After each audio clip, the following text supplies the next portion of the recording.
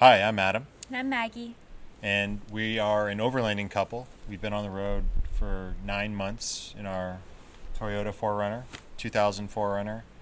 And we keep a podcast called Let's Not Panic that chronicles our travels. And one of the questions that we get asked a lot is by people who listen, is if we could post some pictures of the inside of our car and all of our equipment and all the modifications we've had done to Shadow here, who's our 4Runner. And we've tried taking pictures, but it doesn't really do it justice, and there's not really a lot of explanation to that. So we thought She's really unphotogenic on the inside. we'd do a video and see if we can show you our vehicle that way. Let's begin. Let me show you my ship. So this isn't Shadow's original bottom. We had this bumper custom made and added so that we could carry 10 extra gallons of gas, which you can see here in two 5-gallon containers. After we got stuck in the mud, we decided to add the high lift jack, which is here, and a shovel that actually functions, which is here. We have our spare tire, of course, and we also have our trasharoo, which is one of our favorite things for when we're camping so we don't have to haul stinky trash away from beautiful sights inside the car. And it all opens like that. And it's really heavy. Ta-da! So this is the battery, and the main thing we wanted to accomplish here is that there would be two batteries. One that powers all of our extra stuff, which we're going to show you in a bit, and one that powers the car like normal. The important thing is this can't drain. So if our extra stuff runs too long, for instance our refrigerator, and drains the battery, it only drains the secondary battery. It doesn't drain our starter battery. Super important. The way that we accomplish that is with a solenoid that's mounted here. It's really hard to see. And all this wiring and stuff is for fuses to make it safe, make sure we don't burn down the car. Huge feature of the car, not burning it down.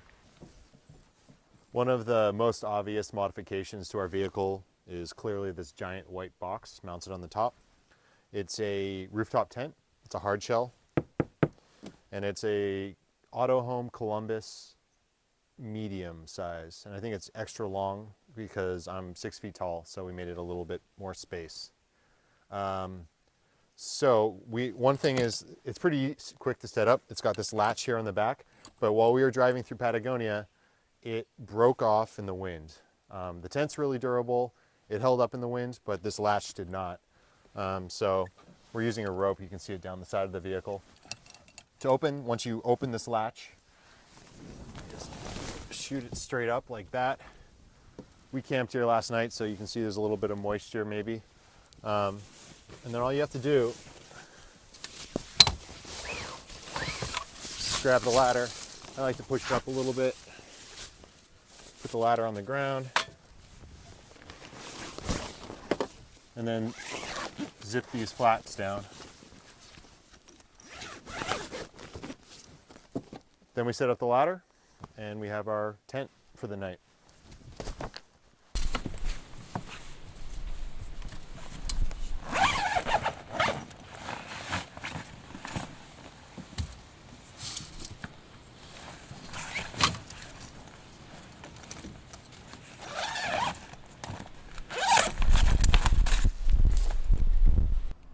So this is where I get to listen to Adam snore every night. It's kind of like a full bed with a lot of footroom, and we have storage and the nets up here.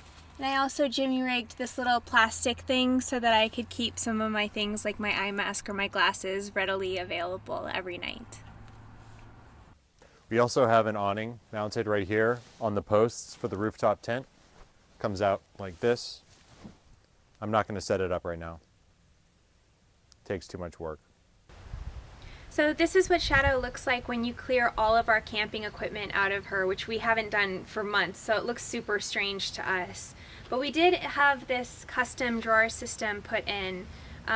System might be overstating it because it's 2 drawers with some like flappy things that I can't get open there. On the left we keep just all of our bric-a-brac, things that we would want quick access to but don't necessarily want floating around the car. And more importantly, on the right, we keep an air compressor and our dishwashing stuff and some of our recovery equipment. And then this makes room here perfectly for a huge thing of water, which I'm going to try to lift, even though it's really heavy, and put it in.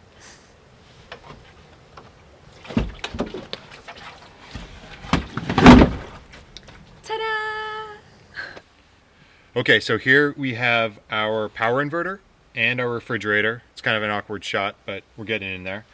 This power inverter here runs to that secondary battery at the front of the vehicle that we showed you earlier, and it's great. It charges all of our iPhones, iPad, my camera batteries, and my laptop, Maggie's laptop.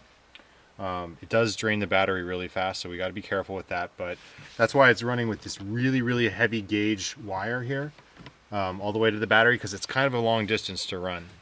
And it's got to be wide to be safe. And then the refrigerator takes a surprisingly low amount of power. You can actually run this thing for a day and a half, 2 days, without it needing any sort of like charge from the car or solar. And the fridge is also really handy because it's got this lid that just comes off. Not super easy, obviously, but it lets us just get in there. Artichoke hearts, anyone? And you know, get to all of our stuff really, really easily. So there's extra space at the back of the drawer system, and we've talked a bit about this on the podcast. Our various safety concerns before we left on the trip versus what they've actually needed to be. So we had this secret compartment installed with the idea that we would store our laptops and our computers and extra money and anything of value. But the fact of the matter is, A, those safety concerns were not, valid, and B, this space is so difficult to get into that it does not make sense to put something that you need on a regular basis, like currency, into it. So instead, we keep things like extra leave-in conditioner for fussy, curly-haired people, like we both are. Adam's defunct camera bag. I don't actually know why we still have that. And scotch. This one's important. We have Lagavulin for an occasion we haven't settled upon just yet. As Maggie mentioned, this stuff is all usually in the car. This is what it looks like when it's out of the car altogether. Now let's put it all back in.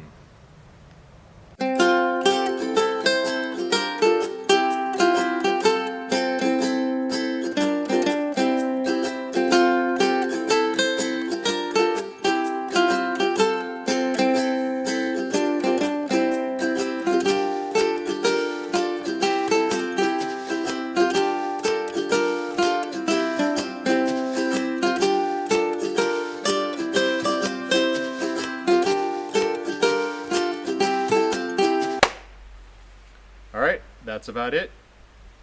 You can hear the story of why we needed a high lift jack or how the metal latch broke off our rooftop tent on our podcast, Let's Not Panic, available on iTunes or your podcatcher of choice. And if you have any questions, feel free to drop us a line in the comments and ask us where we got our super cool beanies. It's true, you can ask us that. Thanks for watching. Thanks for watching, guys.